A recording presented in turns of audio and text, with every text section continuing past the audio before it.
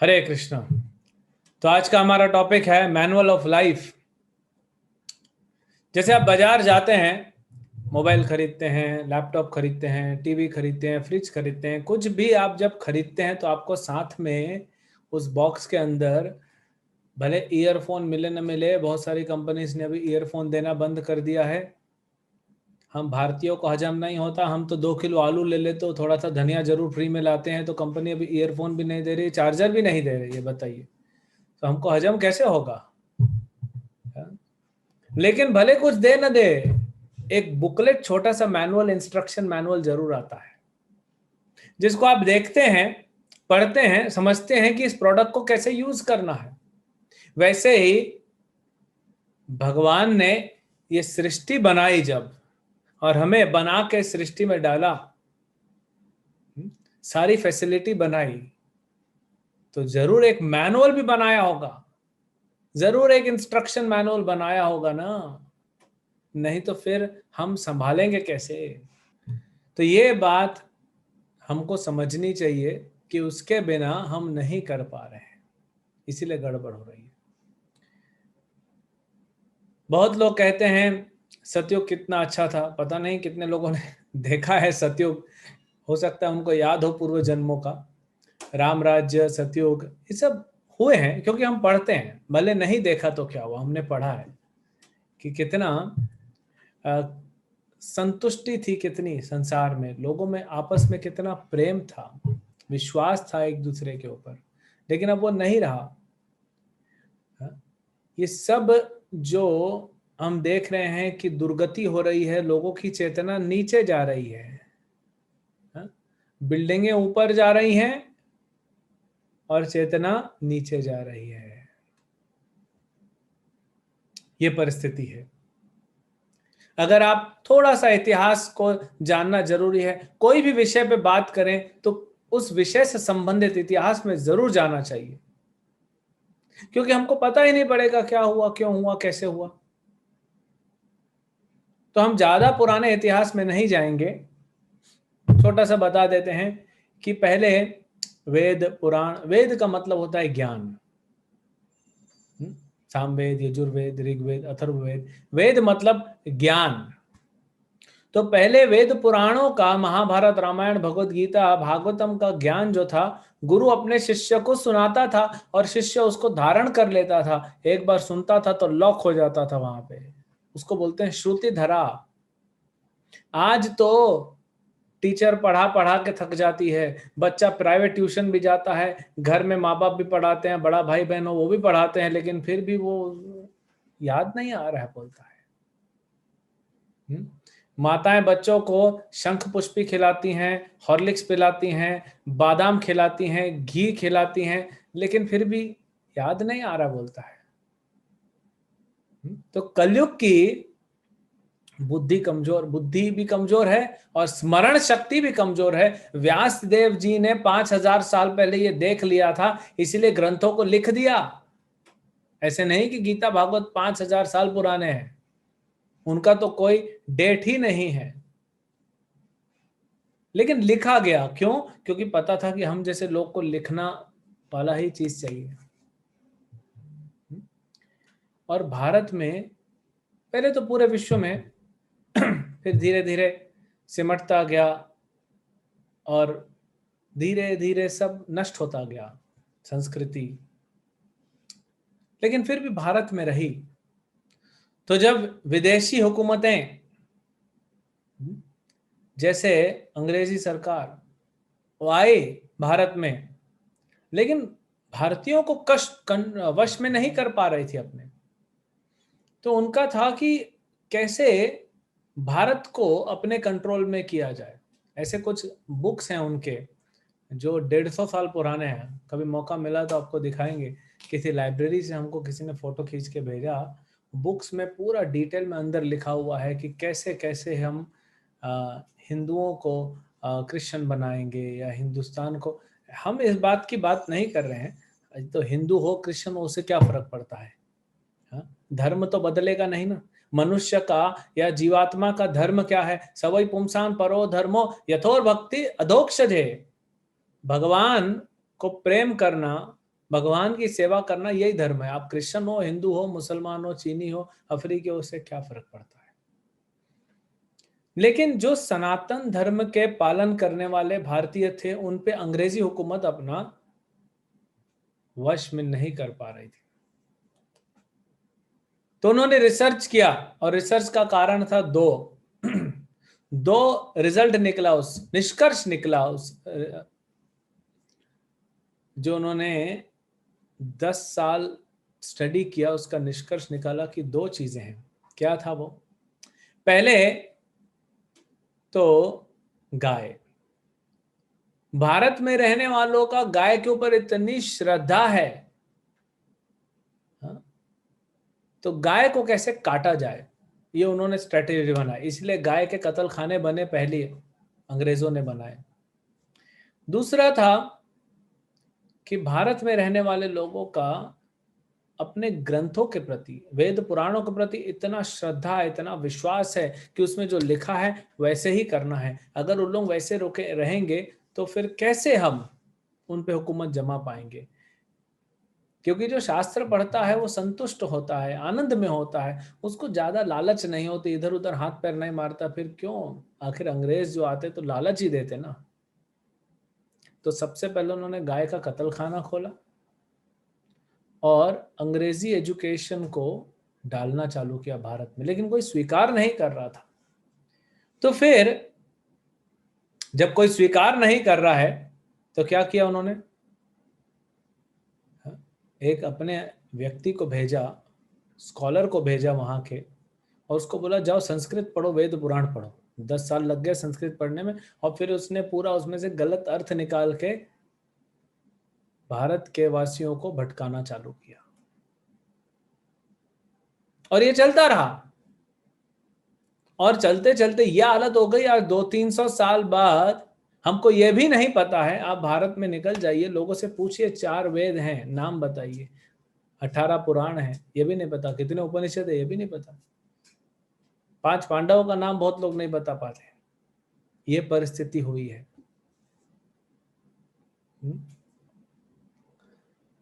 अब क्या कर दिया गया हमारे साथ, आपको पता है? हमको अपाहिज कर दिया। थोड़ा सा खेत होता था, कुछ गायें होती थी, गीता भागवत का ज्ञान होता था। व्यक्ति को और क्या चाहिए? खाने के लिए मिल गया, दूध पीने के लिए मिल गया, दही दूध घी सब गाय ने दे दिया, खेत हो गया, अनाज आप खा लो, जो घास है वो गाय खा लेगी, दोनों का पोषण हो गया। बुद्धि आपकी बढ़ रही है ग्रंथ पढ़ने से। भगवान का नाम ले रहे हो, पवित्र नाम, हरे कृष्णा कृष्ण कृष्ण हरे हरे, हरे राम राम राम हरे हरे, पवित्र नामों का उच्चारण कर रहे हो। जीवन पूरी तरह संतुष्ट है। और क्या चाहिए बताइए? कुछ और चाहिए? नहीं चाहिए था। लेकिन आज हम अपाहिज हो गए हैं। हमारे पास ज्ञान नहीं है, हमारे पास अपनी रोटी नहीं है। बहुत सारी चीजें आज भी हम इंपोर्ट कर रहे हैं बाहर से। दूध पता नहीं कौन सा पी रहे हैं पैकेट में। आप जाके स्टडी कीजिए, भारत में उतनी गाय नहीं है जितना दूध उत्पादन हो रहा है। कहां से आ रहा है? सब केमिकल का दूध है। खाने पीने में मिलावट है, तो हम अच्छा खा नहीं रहे हैं, अच्छा पी नहीं रहे हैं, अच्छा ज्ञान नहीं है, अब कुछ कर नहीं पा रहे। क्यों? क्योंकि हम अपाहिज हो चुके हैं। आंखों से दिख नहीं रहा है, हाथ पैर काम नहीं कर रहे हैं, कुछ नहीं कर सकते, फिर एक लाचार मनुष्य की तरह पड़े रहते हैं। ठीक है, क्या कर सकते हैं? जो है उसी में काम चला रहे। आज ये हालत हो गई ना भारतीयों की। सह लेते हैं। फिर सहने का गलत डेफिनेशन निकल गया। सहना मतलब ये नहीं होता है कि कुछ भी आपके जीवन में और आप सह लो। तो ये थोड़ा सा इतिहास जानना जरूरी है। देखिए भगवान गीता में क्या कहते हैं शास्त्रों के बारे में। 16वें अध्याय में श्लोक संख्या 23 और 24 में बहुत सुंदर उपदेश देते हैं भगवान। यहाँ पे कहते हैं कि यह शास्त्र विधिमुत्सृज्या कार्य वर्तते काम कारता, कि ये जो शास्त्र नहीं पढ़ता वो क्या करता है? शास्त्र उत्सृज्या, ये शास्त्रों का पालन नहीं करता है मनुष्य, अपने मन से कार्य करता है, फिर क्या होता है? न स सिद्धिम अवाप्नोति न सुखम न पराम गतिम। न स सिद्धिम अवाप्नोति, उस व्यक्ति को सिद्धि नहीं मिलेगी, सुख नहीं मिलेगा और परागति नहीं मिलेगी। क्यों? यह शास्त्र विधिम उत्सृज्या, ये शास्त्रों की अवहेलना करता है, शास्त्रों का पालन नहीं करता। वर्तते कामकारता, अपने मन से कार्य करता है। आज ये परिस्थिति है हमारी। न हमको कुछ सिद्धि मिल रही है। सिद्धि का मतलब ये नहीं होता कि चमत्कारी शक्तियां मिलना, सिद्धि मतलब कोई भी कार्य करें उसमें परफेक्शन मिलना, उसको अच्छे से करना, वो नहीं हो रहा है। न सुखम, आज संसार में सुख भी नहीं मिल रहा है, न परागति, तो परागति तो मिलेगी नहीं। ये बहुत इंपॉर्टेंट है समझना। क्यों इसको मैनुअल ऑफ लाइफ कहा? भगवान स्वयं कहते हैं, गीता के 3 अध्याय के 10वें श्लोक में भगवान कहते हैं, मैंने देवताओं को बनाया है, मैंने तुम मनुष्यों को भी बनाया है, और मैंने तुमको ग्रंथ दिए हैं, ये वेद पुराण दिए हैं, इसको पढ़ो और क्या करना है समझो। इससे तुम भी सुखी रहोगे, देवता भी सुखी रहेंगे, और देवता तुम्हें सारी फैसिलिटी देंगे। हाँ, अभी हम सुन रहे हैं कि उत्तर भारत में कितना गर्मी हो रहा है, बल्कि अभी तक तो बारिश अच्छा आना चाहिए। कुछ भक्त बता रहे हैं 45 डिग्री 48 डिग्री। अभी कनाडा में आप देखिए क्या हो रहा है, जंगल में आग लगे। कनाडा तो पूरा बर्फीला एरिया, लेकिन वहां पे 49.5 डिग्री टेम्परेचर है। 50 डिग्री टेम्परेचर कनाडा में कोई सोच नहीं सकता था। क्यों? क्योंकि हम अपनी मर्जी से कर रहे हैं। देवताओं को अप्रसन्न किया है तो फैसिलिटी नहीं देंगे। आपके घर में अगर आप इनकम कर रहे हो लेकिन अगर टैक्स नहीं भर रहे हो तो इनकम टैक्स कमिश्नर आपके पीछे पड़ेगा। अगर आप अपने घर की सफाई करते हो, कचरा रोड पे फेंकते हो, तो फिर म्युनिसिपल कॉर्पोरेशन वाले आपको जो है दंड देंगे। तो हम जब पालन नहीं करेंगे तो हमको दंड लेना पड़ेगा। ये जो सब हो रहा है, और सबसे बड़ा जो आज पूरा संसार जिसके गुण गा रहा है वो कोरोना। क्यों हुआ? क्योंकि हम जीवन जो जी रहे हैं वो अपने मन से जी रहे हैं, शास्त्रों की अवहेलना करके। कैसे हमको चलना है? अगर भारत में आपको गाड़ी चलानी है तो आपको लेफ्ट हैंड साइड चलानी पड़ती है, राइट हैंड साइड नहीं चलाते। आप राइट साइड चलाओगे तो आपको दंड मिलेगा। अगर आप बिना टिकट के ट्रैवलिंग करोगे, पकड़े गए तो दंड मिलेगा। वहां लिखा भी रहता है उचित टिकट के साथ यात्रा करें। आप नियम तोड़ोगे तो दंड मिलेगा। और नियम क्यों टूटता है? अज्ञानता की वजह से, या तो फिर अहंकार की वजह से। आप बोल सकते हैं मुझे पता ही नहीं था कि टिकट लेकर ट्रैवल करना होता है, तो भी आपकी गलती है। आपको पता करना चाहिए। और दूसरा अहंकार की वजह से, मैं नहीं मानूंगा ये गीता भागवत में क्या लिखा है, मुझे क्या, मैं अपने हिसाब से चलूंगा।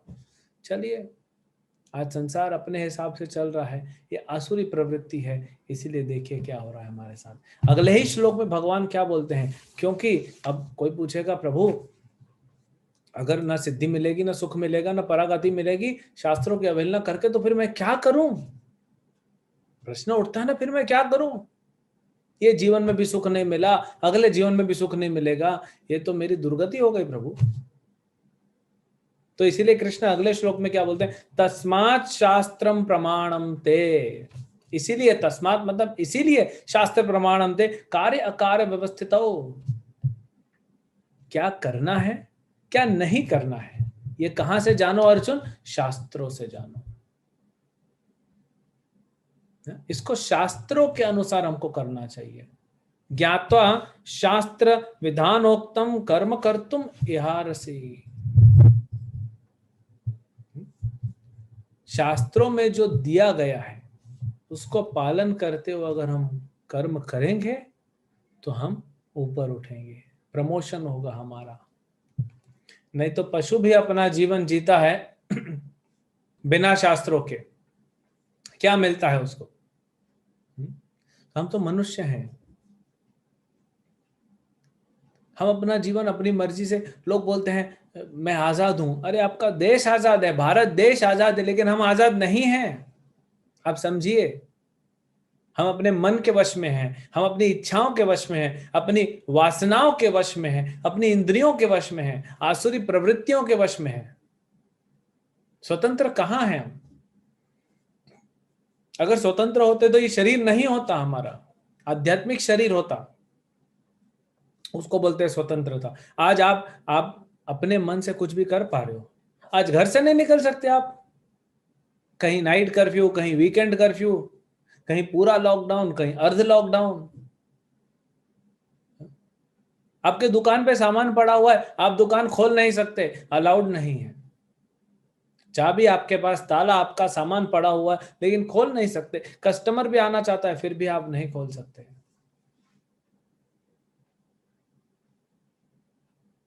करके दिखाइए अपनी मर्जी। और ऐसा नहीं कि सरकार अपनी मर्जी से कर रही है, वो भी परेशान है कोरोना से।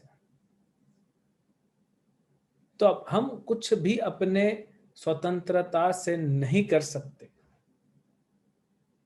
तो फिर जब स्वतंत्रता से नहीं कर सकते, किसी को पालन करना है, तो क्यों न भगवत गीता को पालन करें,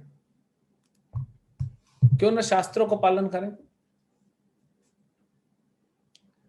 अब कोई भगवत गीता पढ़ना चाहता है, भागवत पढ़ना चाहता है, चलिए अभी हमको ये इतना यहां तक समझ में आ गया कि बहुत जरूरी है। लेकिन प्रभु जी, 4 वेद हैं, 18 पुराण हैं, इतने सारे उपनिषद हैं, महाभारत है, रामायण है, फिर वो बहुत सारे अप्रामाणिक, ये तो हम प्रामाणिक ग्रंथों की बात कर रहे हैं, बाजार में तो अप्रामाणिक ग्रंथ भरे पड़े हैं। अप्रामाणिक ग्रंथ हैं जिसको पढ़ने से कोई लाभ नहीं, आपका समय और आपका जीवन व्यर्थ जाएगा। तो अगर आप पढ़ना भी चाहो तो कंफ्यूजन बहुत है।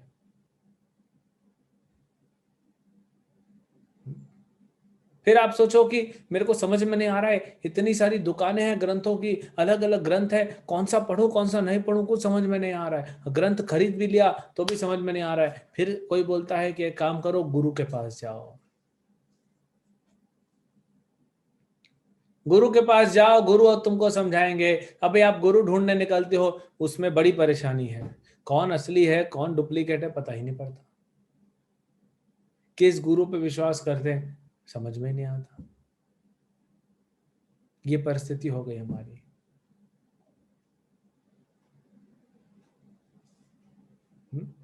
गली गली में तो भगवान मिलते हैं भारत में, गुरु की तो बात ही छोड़ दो, घर घर में गुरु बैठा हुआ है। लेकिन न तो जिसको भगवान कहा जा रहा है वो भगवान है, और न तो ये सारे गुरु प्रामाणिक हैं। हमको प्रामाणिक गुरु, शास्त्र समझना है, अपने जीवन को अच्छा बनाना है, अपने जीवन में सफलता प्राप्त करनी है, तो प्रामाणिक गुरु चाहिए। और प्रामाणिक गुरु का अर्थ क्या होता है? जो गुरु परंपरा से आ रहा हो, जो गुरु परंपरा से आ रहा हो। आप पूछेंगे फिर प्रभु जी कैसे पता लगाएं कौन है असली गुरु? तो आप किसी गुरु के पास जाएंगे, उनसे पूछिए आपके गुरु कौन है। 80% तो बोलेंगे हमारे कोई गुरु ही नहीं है। जब आपके कोई गुरु नहीं है तो आप कैसे गुरु बने हैं? एक स्टूडेंट, एक टीचर पहले स्टूडेंट होता है, फिर तो टीचर बनता है ना, फिर तो टीचर बनता है। वो क्या, बचपन में हम लोग एक सीरियल देखते थे, आप लोग को याद होगा, सास भी कभी बहू थी। तो पहले बहू थी फिर तो सास बनी ना, पहले स्टूडेंट था तभी तो टीचर बना। अरे तो आप गुरु बन गए हो, आपका गुरु नहीं है तो आप किधर से सीखा? और मेरे को अपने आप ज्ञान प्राप्त हुआ, तो Hare Krishna, thank you very much. हम भी घर में बैठ के अपने आप ज्ञान प्राप्त कर लेंगे, आपकी आवश्यकता नहीं है, वहां से निकल जाइए। 80% तो यही छटनी हो जाएगी, है ना। आपका काम इजी है, थोड़ा सा बस समझ जाए तो काम काम बहुत सरल है। लोग कंफ्यूज होते हैं, पहचाने कैसे? पहचान सकते हैं, बड़ा सरल है पहचानना असली गुरु नकली गुरु। अब फिर बात आती है, दूसरे और हैं जो बोलेंगे हमारे गुरु हैं, ठीक है आपके गुरु हैं, उनके गुरु कौन है?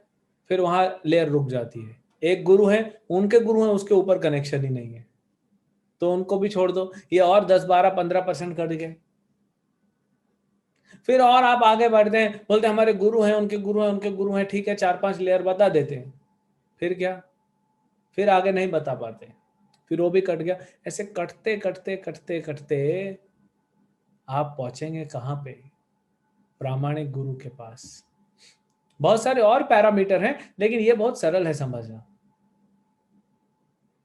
है? क्योंकि कृष्ण भगवान है, कृष्ण सृष्टि करता है, भगवान कृष्ण ने पूरी सृष्टि बनाई, सब कुछ उन्होंने किया, तो जो भी प्रारंभ होगा, जो भी सिस्टम होगा, वहीं से प्रारंभ होगा। जब तक पावर प्लांट जो बिजली बनाता है, जब तक वो बिजली नहीं देगा ट्रांसफार्मर को, ट्रांसफार्मर बिजली नहीं देगा वायर्स को, वायर्स से, केबल से आपके घर तक बिजली नहीं आएगी, और आपके घरों से, आपके मेन स्विच से, जब तक आपके सॉकेट्स में बिजली नहीं आएगी, आप फोन चार्ज नहीं कर सकते, आप फोन चार्ज नहीं कर सकते, क्योंकि पावर प्लांट से ही नहीं कनेक्शन है आपकी वायर, तो फिर कैसे बिजली, कैसे आप फोन चार्ज करोगे? तो अपने जीवन को, अपने आत्मा को कैसे चार्ज करेंगे जब तक हमारा कनेक्शन उस गुरु का, परंपरा का, भगवान तक नहीं है? तो पद्म पुराण में भगवान बताते हैं कि 4 परंपराएं होती हैं। भगवान कृष्ण ने ज्ञान दिया शिव जी को, ब्रह्मा जी को, लक्ष्मी जी को और 4 कुमारों को, और फिर उनकी परंपरा आगे बढ़ी। उसको कहते हैं गुरु परंपरा। कहां से प्रारंभ हुई? ये भगवान से प्रारंभ होती है गुरु परंपरा, भगवान श्री कृष्ण से। तो ऐसे ही एक परंपरा है जो ब्रह्मा जी, भगवान ने ज्ञान दिया ब्रह्मा को, ब्रह्मा ने ज्ञान दिया नारद मुनि को, नारद मुनि ने ज्ञान दिया व्यास देव को, व्यास देव ने ज्ञान दिया मध्वाचार्य को, और ये चलते चलते इसको कहते हैं ब्रह्म मध्व संप्रदाय। उसमें चैतन्य महाप्रभु उसी परंपरा में आए, इसलिए गौड़ीय ब्रह्म मध्व, गौड़ीय मध्व ब्रह्म संप्रदाय। ये देखिए, ये परंपरा है। ये पूरा भगवत गीता में यहाँ पे देखिए पूरा डिटेल लिखा हुआ है ना? प्रभुपाद जी, भक्तिवेदांत स्वामी प्रभुपाद जिन्होंने इस्कॉन बनाया, उनके गुरु भक्ति सिद्धांत सरस्वती ठाकुर, उनके गुरु गौर किशोर दास बाबा जी महाराज, उनके गुरु श्रील भक्तिविनोद ठाकुर, उनके गुरु जगन्नाथ दास बाबा जी, ये पूरी परंपरा है। यहाँ पे देखिए नारद मुनि, ब्रह्मा और श्री कृष्ण, इसको कहते हैं गुरु परंपरा। तो ज्ञान जो भगवान ने दिया वो लुप्त होने का सवाल ही नहीं उठता, क्योंकि वो एक एक परंपरा में आ रहा है, तो ज्ञान कहीं गया ही नहीं। ऐसे गुरु के पास जब जाएंगे, जैसे भक्तिवेदांत स्वामी प्रभुपाद हैं, जो इस्कॉन के संस्थापक आचार्य, तब आपको सही ज्ञान मिलेगा। तो अब क्या समझे हम? अभी हमने देखा कि शास्त्र मतलब क्या होता है, ठीक है? बहुत सारे शास्त्र हैं। प्रामाणिक शास्त्र जानने के लिए शास्त्र क्यों पढ़ना चाहिए वो समझ में आ गया। अब प्रामाणिक शास्त्र के लिए प्रामाणिक गुरु के पास, तो उसको हमने समझाया कैसे ढोंगी गुरु अलग कर सकते हैं, प्रामाणिक गुरु के पास आ सकते हैं, फिर प्रामाणिक गुरु आपको बताएंगे प्रामाणिक शास्त्र। अब प्रामाणिक शास्त्र भी कितने हैं, आप सिर्फ नाम पढ़ोगे तो चक्कर आ जाएगा आपको। इतने ग्रंथ हैं, इतने ग्रंथ हैं कि आप सिर्फ उनके नाम पढ़ोगे ना तो 2-4 दिन उठोगे नहीं बिस्तर से। तो भगवान गीता में कहते हैं, देखिए प्रभुपाद जी समझाए, लेकिन गीता में भगवान स्वयं कहते हैं, प्रभुपाद सिर्फ बताए, देखो गीता में यहां लिखा है। भगवान कहते हैं अर्जुन को, ये वेद वेद छोड़ दो, तुम भगवत गीता पढ़ो, भगवत गीता पढ़ो। क्यों? क्योंकि भगवत गीता सार है, वेद है, वेदांग हैं, उपनिषद हैं, पुराण हैं, इस महाभारत है। सब लिखने के बाद वेद व्यास जी दुखी थे कि अभी भी मैं संतुष्ट नहीं हूं, कुछ तो कमी है। तो नारद मुनि, उनके गुरु महाराज ने कहा कि आप भागवतम लिखिए। श्रीमद् भागवतम की रचना की उन्होंने, और कृष्ण ने स्वयं इतने ग्रंथों में से भगवत गीता को कृष्ण ने स्वयं दिया। तो ये गीता भागवत पढ़ के, ये कुछ ग्रंथ पढ़ के अपने जीवन को हम सुधार सकते हैं। हमको पूरे ग्रंथ पढ़ने की जरूरत नहीं है, नहीं हमारी उतनी कैपेसिटी है और ना हमारा उतना जीवन है। 70-80 साल का जीवन है, जिसमें से आधे से ज्यादा निकल गया, बचा क्या है? कैसे पढ़ेंगे सारे वेद? इसीलिए अगर एक ये पुस्तक भगवत गीता को भी अपना जीवन का आधार बना दिया, तो फिर क्या होगा? बिना ग्रंथों के क्या था?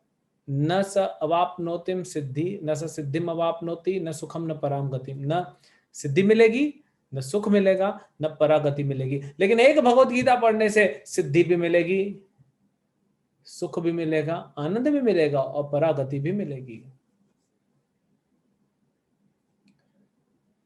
एक व्यक्ति के आप में से कोई भी अगर बाहर जाए, मान लीजिए आप लोग को कहीं भी जाना है, अपने घर से 2 किलोमीटर दूर भी अगर आपको जाना है, तो आप क्या करोगे? आप बुद्धि लगाओगे, कितने बजे जाऊं, कैसे जाऊं, पैदल जाऊं, न टू व्हीलर में जाऊं, फोर व्हीलर में जाऊं, भाड़े की रिक्शा लेके जाऊं, ओला उबर बुला लूं। आप अपना इंटेलिजेंस को यूज करोगे। क्यों? क्योंकि बुद्धि दिशा दिखाती है। आंखें तो देखती हैं, लेकिन आंखों को दिखाता कौन है? बुद्धि दिखाती है। तो बुद्धि कमजोर हो गई है कलयुग में लोगों की, तो आंखों से देख के भी पश्चिम अपी न पश्यति।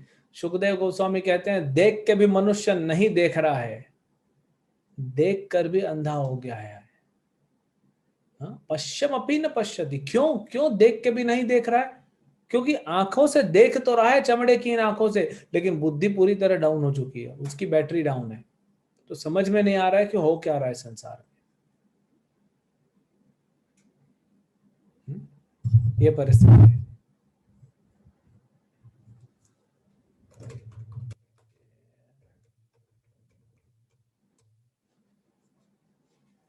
तो इसीलिए हम बिना ज्ञान के, बिना शास्त्रों के अपाहिज हो जाते हैं,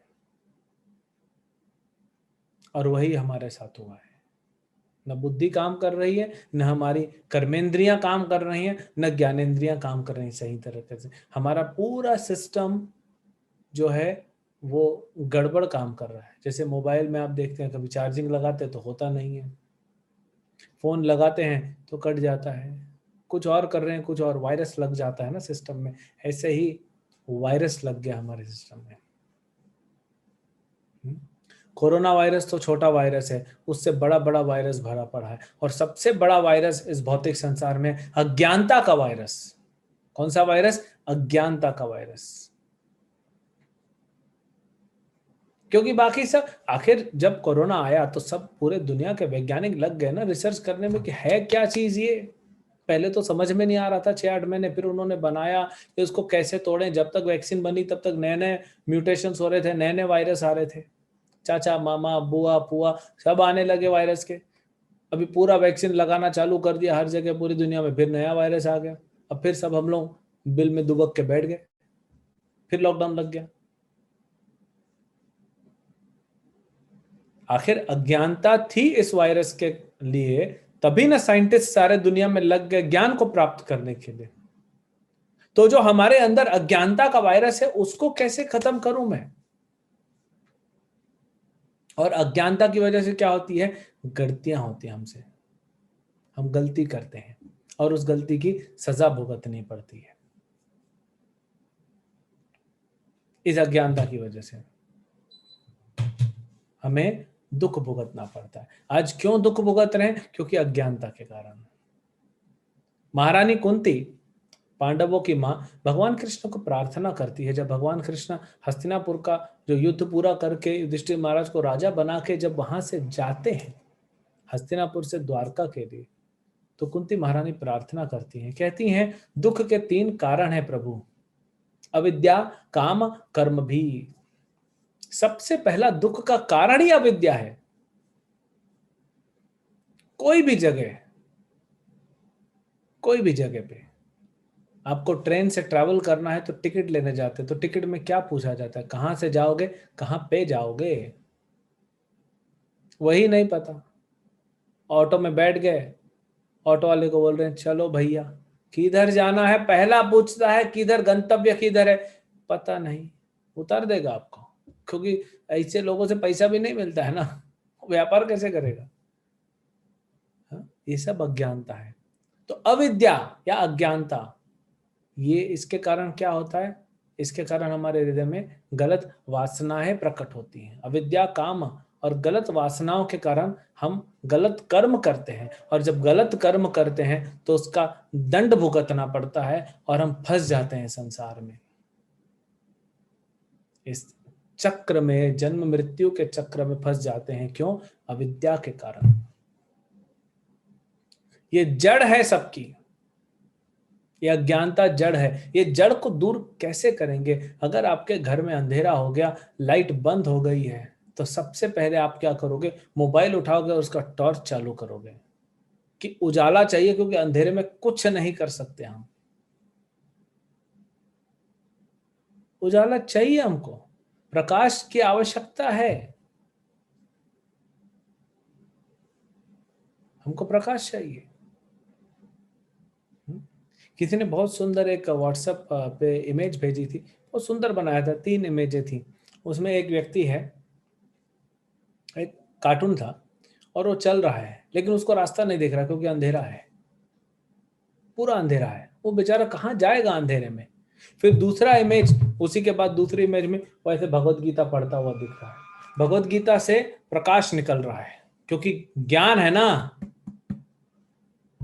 इसमें ज्ञान भरा पड़ा, ये पूरा प्रकाश है। भगवान कहते हैं ना, ज्ञान दीपेन भास्वतः नाश्यामि आत्म भावस्तो ज्ञान दीपेन भास्वतः। अर्जुन, मैं अपने भक्तों पर कृपा करता हूं, उनके हृदय में जो अज्ञानता है, जो अंधेरा है, उसको मैं खत्म करता हूं ज्ञान के दीप से। ज्ञान के दीपक जलाते हैं भगवान। घी के तेल के दिए तो हम भगवान के लिए जलाते हैं, लेकिन भगवान हमारे हृदय में ज्ञान के दीपक जलाते हैं। भगवान जानते हैं अंधेरा है। तो वो सेकंड इमेज में क्या था कि प्रकाश निकल रहा है भगवत गीता से पूरा, और इसकी आंखों में जा रहा है, ये पढ़ रहा है। और तीसरी इमेज में क्या था, उसने भगवत गीता पढ़ ली, अब साइड में रखा, और उसके चेहरे से प्रकाश निकल रहा है। वो जहां जहां डाल रहा है, वो इंजीनियर लोग होते हैं ना, माइंस में जाते हैं, हाँ, वो अंडरग्राउंड काम करते हैं, तो उनके एक टोपी होती है प्लास्टिक की, गोल्ड कलर की, पीली नीली, उसमें टॉर्च लगी रहती है। सर्जन के लिए भी टॉर्च लगी रहती। तो ऐसे जब भगवत गीता पढ़ेंगे हम लोग, ज्ञान लेंगे, तो यहाँ पे अपने आप टॉर्च आएगी, जहां देखोगे वहां आपको प्रकाश फैलेगा, ज्ञान मिलेगा आपको।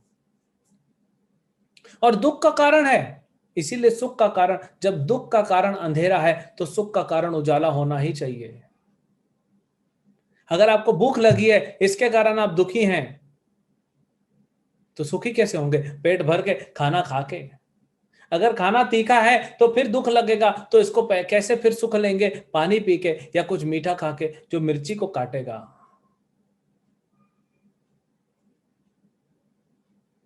है ना, पूरा उल्टा करना पड़ता है। तो अज्ञानता के कारण दुख है, तो सुख कहां मिलेगा? ज्ञान से। और ज्ञान क्या है? जो भगवान ने दिया है। हाँ, भगवान कहते हैं भगवत गीता में कि सुख कैसे मिलेगा, और प्रभुपाद जी बड़े सुंदर तरीके से श्लोक को बोलते हैं, द पीस फॉर्मूला। भोक्ताराम यज्ञ तपस्याम सर्वलोक महेश ज्ञात्वा माम शांति मृच्छति।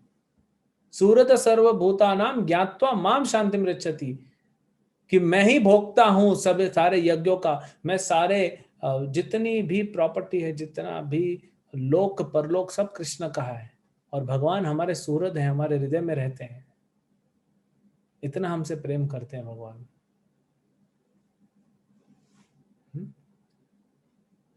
तो ये 3 बातें जो जानेगा, ज्ञात्वा माम शांति मृच्छति, ये जो जानेगा ये 3 बातों को, उसको क्या मिलेगा? शांति मिलेगी। भौतिक दुखों से शांति प्राप्त करता है। आप अपने जीवन की कोई समस्या बताइए, उसका उत्तर भगवत गीता में दिया है, गारंटीड। ऐसा कोई समस्या नहीं है जिसका उत्तर भगवत गीता में नहीं हो। समझेंगे कैसे लेकिन भगवत गीता को? यह भी तो प्रश्न होता है ना। अर्जुन को भगवान ने यज्ञ की विधि बता दी। अर्जुन बोला लेकिन इसको मैं कैसे करूं, अभी भी पूरा क्लियर नहीं हुआ। तब भगवान बोलते, तद विधि प्रणिपाते न परिप्रश्न न सेवया उपदेक्षन्ति ते ज्ञानम ज्ञानी न तत्वदर्शिना। तत्वदर्शी गुरु के पास जाइए, जैसे प्रभुपाद जी हैं, प्रभुपाद के अनुयायी हैं, ये तत्वदर्शी है, तत्व को जानते हैं, ये वो आपको मार्गदर्शन देंगे।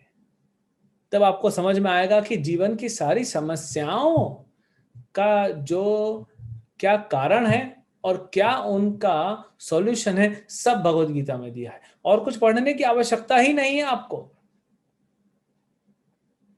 भगवत गीता पढ़ के पता पड़ जाएगा। भगवान बताते हैं जो आसुरी प्रवृत्ति के लोग होते हैं, जो असुर होते हैं, जो विलेन, जिसको आज की कॉमन भाषा में विलेन बोलते हैं, विलेन, मूवीज बहुत देखते हैं ना लोग, तो विलेन बोलते हैं। उसको पता नहीं कि क्या सही है, क्या गलत है, क्या करना है, क्या नहीं करना है ना। आप मूवीज में देखे होंगे, कुछ नहीं, बस चलते चलते किसी को मार डालेगा, हाँ? हीरो के माँ बाप को मार डालेगा, फिर हीरोइन को उठा के लेके चला जाएगा। वो समझता नहीं क्या? ये जो मूवीज में विलेन दिखाते हैं, ओरिजिनल विलेन कहाँ पे मिलेंगे आपको पता है? ये रावण। अरे रावण के बारे में कहा जाता है 12,000 राजकुमारियों और रानियों को उठा उठा के लाया था अलग अलग जगह से, 12,000 को। अरे मंदोदरी तो सती थी, उसके अलावा 12,000 रानियों को उठा के लाया था। पूरे ब्रह्मांड में जाता था, किसी राजा की पत्नी को उठा लेता था। अहंकार बढ़ गया, लालच बढ़ गई, काम बढ़ गया, क्या मिला फिर? माता सीता को उठा लिया। अरे जो तुमको रस्सी समझ रहे हो तुम, वो सांप है, सांप जल जाएगा, वही हुआ। और फिर भी भगवान कहते हैं सब खत्म करने पहले भी भगवान बोले हर स्टेज पे, पहले आके बोले कि रावण तुम सीता को दे दो, मैं लंका छोड़ के चला जाऊंगा, नहीं छोड़ूंगा। फिर रावण का बेटा मारा, फिर रावण का भाई मारा, दूसरा भाई इधर आ गया, फिर रावण का दूसरा बेटा मारा, फिर पूरी प्रजा सब खत्म हो गया, अब रावण अकेला बचा। राम ने फिर भी बोला, हाँ? अबे हम में से कोई होता तो सोचता ना, अरे क्या है, इतना सिंपल चीज है रावण, हाँ? मिस्टर रावण तुमको इतना समझ में नहीं आ रहा है? तुम सीता को दे दो, 12,000 औरतें तुम्हारे पास हैं, पूरी लंका सोने की तुम्हारी बची रहेगी, नहीं तो तुम्हारा जीवन भी चला जाएगा। लेकिन नहीं छोड़ा। लेकिन रावण तो ब्राह्मण का पुत्र था ना, बड़ा ज्ञानी, महाज्ञानी कहा जाता है रावण को, फिर कैसे ऐसे कर दिया? क्योंकि रावण ने वैष्णव गुरु की शरण नहीं ली थी। रावण हरे कृष्ण मंत्र का जप नहीं करता था। तो बहुत सारे लोग हैं, हमको मिलते हैं, हम ट्रेन में जाते हैं, कहीं जाते हैं, स्वामी जी हमको 700 श्लोक याद है गीता के। मैं बोला कर क्या रहे हो, बीड़ी पी रहे हो ना? अरे गीता के 700 श्लोक याद करने के बाद तुम बीड़ी ही पी रहा है ना, तो क्या फायदा हुआ? हाँ? बहुत सारे लोग, कुछ लोग तंबाकू खाते दिखेंगे, गुटखा खाते दिखेंगे, अब पुजारी बने हैं, मंदिर में पूजा कर रहे हैं, इधर गुटखा दबा के रखे हुए हैं। ये कोई ब्राह्मण है क्या? तो आसुरी प्रवृत्ति के जो लोग होते हैं उनको ये भी नहीं पता कि सही क्या है, गलत क्या, करना क्या है, नहीं क्या करना है। इसको हमें समझना चाहिए। तो इसीलिए कहा गया है शास्त्र पढ़ो, उससे आपको अज्ञानता आपकी दूर होगी। हाँ? और शास्त्र को समझने के लिए आपको प्रामाणिक गुरु की आवश्यकता है। और प्रामाणिक गुरु कैसे मिलेंगे वो हमने आपको बता दिया, गुरु परंपरा में। तो प्रामाणिक गुरु मिलेंगे, वैष्णव साधुओं का संग मिलेगा, गीता भागवत पढ़ोगे, समझने में आसानी होगी, हरे कृष्ण मंत्र जप करोगे। कलयुग में हरे कृष्ण मंत्र और भगवत गीता से ज्यादा शक्तिशाली कुछ नहीं है। ये दो चीजों को आपने जीवन में अपना लिया ना, कि हरे कृष्ण कृष्ण कृष्ण हरे हरे, हरे राम राम राम हरे हरे, हरे कृष्ण मंत्र जप करना है और भगवत गीता पढ़ना है डेली। ये दो चीजें आप डेली कीजिए, आप देखिए। और भक्तों का संग, प्रामाणिक गुरु को ढूंढिए, उनके संग में रहिए। और अभी ढूंढने की जरूरत नहीं है, श्रील प्रभुपाद ने इतना प्रचार कर दिया है, हाँ? सब जानते हैं इस्कॉन एक प्रामाणिक संस्था है। अभी 2 दिन पहले हम गए थे कहीं बम्बई के थोड़ा बाहर, और कुछ मंदिर वगैरह बनाने के लिए, मतलब कल्याण गए थे। तो एक व्यक्ति से मिले, वो कह रहा था कि इस्कॉन तो अपनी शुद्धता के कारण जाना जाता है, शुद्धता का प्रतीक है इस्कॉन, तो फिर हमको कहीं और जाने की जरूरत क्या है? जब प्रभुपाद जी एक महाभागवत आचार्य हैं, उन्होंने इस्कॉन बनाया है, उन्होंने इतने सारे ग्रंथ दिए हैं, पढ़ो, इस्कॉन के भक्तों का संग करो, और फिर आनंद में रहो। आनंद भी मिलेगा, सुख भी मिलेगा, परागति भी मिलेगी। सब मिलेगा आपका। मैं कह रहा हूं, आप एक प्रश्न आपके मन में जो प्रश्न है उसका आंसर गीता में है। और क्या चाहिए आपको? इतना छोटा सा ग्रंथ है, 700 श्लोक, भगवान ने कुछ ज्यादा श्लोक भी नहीं बोले। गीता इतनी छोटी है जिसको आप कहीं भी लेके अपने साथ घूम सकते हो, जहां 10 मिनट 15 मिनट 5 मिनट मिला खोल के पढ़ लिए, और आप देखेंगे आप जो पढ़ेंगे वही आपके जीवन में हो रहा है। भगवत गीता प्रैक्टिकल है, ये कोई थ्योरेटिकल बुक नहीं है। ये भगवत गीता लीजिए, ये खोलिए और पढ़िए, देखेंगे कि आपके जीवन में यही हो रहा है। अर्जुन ने जो प्रश्न पूछे हैं वो सारे प्रश्न हमारे लिए पूछे गए हैं, हमारे जीवन में उठते हैं, हमारे मन में उठते हैं। कई हम पूछते हैं, कई नहीं पूछते हैं, और भगवान ने उसका उत्तर भी दिया है।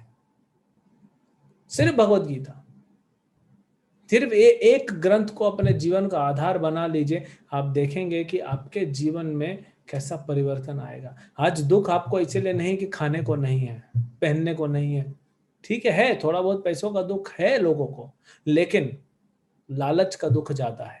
हमारा लोभ इतना है कि हमेशा कम ही पड़ता है। जब भगवत गीता पढ़ेंगे तो समझेंगे, अपने लोभ को, अपने अनर्थों को कंट्रोल करेंगे। दूसरा सबसे बड़ा दुख हमारे जीवन में आता है कि दूसरे हमारे बारे में क्या सोचते हैं, हमको क्या बोलते हैं, उसके कारण दुख आता है।